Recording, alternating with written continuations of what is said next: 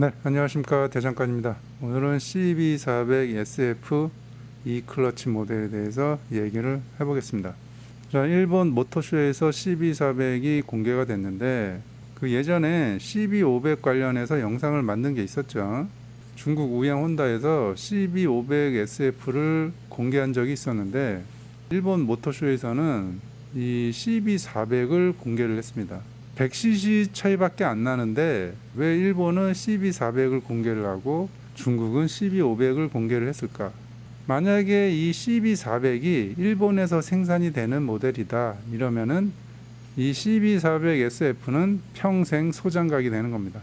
몇 가지 공개된 내용으로 조금 설명을 해볼게요.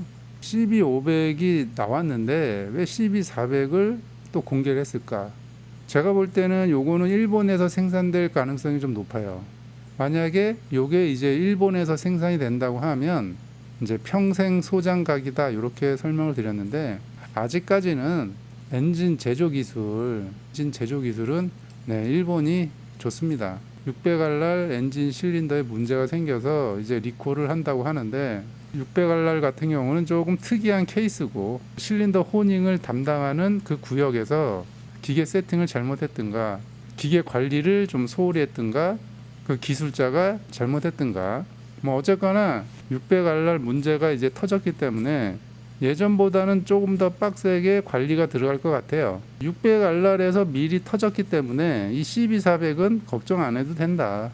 저는 그런 생각을 합니다. 실린더 호닝 작업 과정에서 문제가 생겼던 거는 뭐 금방 수정이 가능한 부분이니까 아직까지는 이 오토바이 엔진 제조 기술은 일본이 좀 더 좋기 때문에 만약에 CB500이랑 CB400을 선택하라 그러면 저는 당연히 CB400을 선택합니다.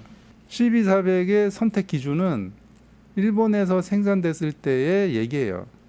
또 뭐 저기 동남아 공장에서 생산을 한다 이러면은 그때는 이제 좀 다시 생각을 해봐야 되는데 이 CB400이 일본에서 생산된다 이러면 요거는 이제 평생 소장각으로 가는 거죠.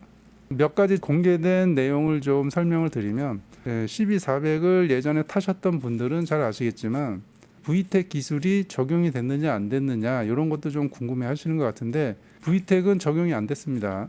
그 예전 VTEC은 저속 중속에서 흡기 밸브 하나 배기 밸브 하나 이렇게 작동이 되다가 이제 고속에서는 흡기 2개 배기 2개 전부 다 이제 작동되는 구조죠. 요걸 이제 기계적으로 조종을 했는데 전자 제어에서 정밀 제어가 가능하기 때문에 굳이 기계적으로 이렇게 분리를 해서 작동시키는 게 오히려 또 좋지 않을 수도 있거든요. 전자 제어로 정밀 제어가 되면 굳이 뭐 이렇게 따로따로 안 해도 됩니다. 그래서 예전에 사용되던 이런 고전적인 VTEC 기술, 요거는 이제 사라졌고 전자 제어로 좀 더 이제 정밀하게 제어를 하는 거죠. 대신에 이 CB400은 이 사운드에 되게 민감하거든요. 최대한 예전 사운드를 재현을 하는 게 목적이니까 이 흡기 라인 쪽을 이제 재설계를 해서 이제 재배치를 한 거죠. 요거는 이제 좀 공개된 자료에 나온 얘기예요. 그래서 과거에 CB400의 사운드를 재현하기 위해서 노력을 했다. 그런 얘기가 있습니다. 요거는 이제 예전에 CB500 설명할 때도 얘기했지만 크랭크 축이랑 미션이 그 보시다시피 조금 올라와 있죠. 이렇게 여기가 이제 바닥이라고 하면 뭐 이 정도 될래나? 그 CB400이 좀 더 위로 올라와 있죠.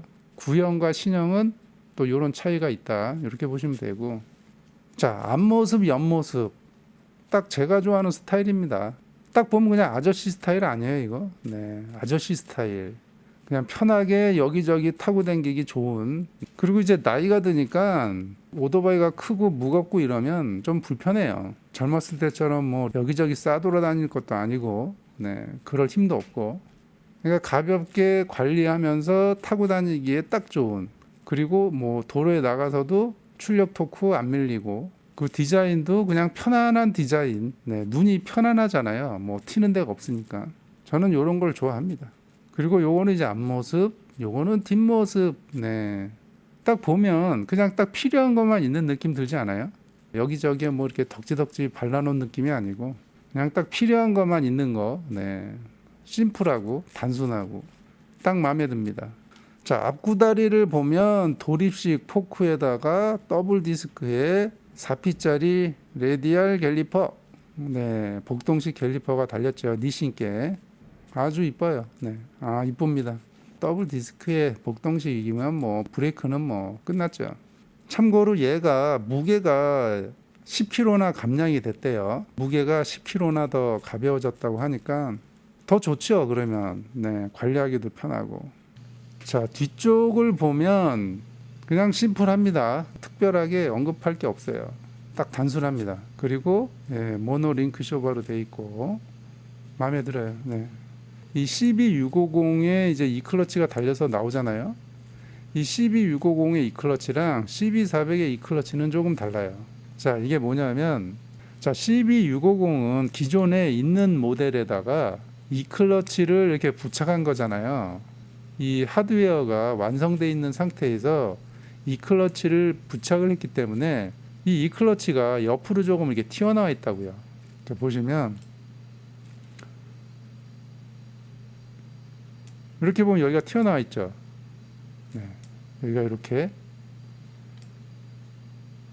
기존에 있는 거에다가 얘를 붙이려니까 이렇게 조금 튀어나올 수밖에 없는 구조죠. 여기가 모터가 있으니까 모터가 돌리고 기어가 있고 해야 되니까 이렇게 조금 튀어나오죠. 자, 그런데 이제 CB400은 튀어나온 게 조금 덜해요. 원래는 그 이 클러치가 오른쪽에 붙어 있어야 되는데 얘는 이렇게 왼쪽에 붙어 있어요. CB400은 애초부터 이 클러치를 장착할 거를 계산을 해서 이 내부에 공간을 미리 만들어 놨어요. 이 안쪽에. 그래서 얘처럼 이렇게 튀어나오지 않고 적당히 들어가 있어요. 그 같은 이 클러치인데도 CB650에 들어간 이 클러치랑 CB400 이 클러치랑 요게 조금 다르다. 부자연스럽게 튀어나오는 부분은 조금 없죠. 그래서 외부에서 보기에는 CB400 이 클러치가 굉장히 자연스럽게 이제 보일 수가 있는 거죠.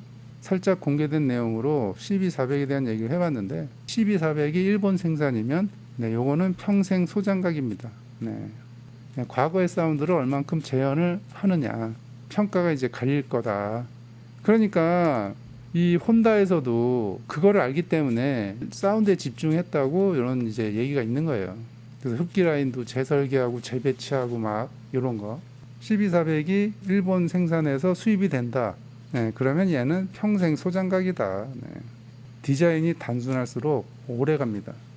국내에 CB400이 수입이 된다. 이러면은 그때 한번 더 자세히 다뤄보도록 하겠습니다. 오늘은 여기까지 하겠습니다.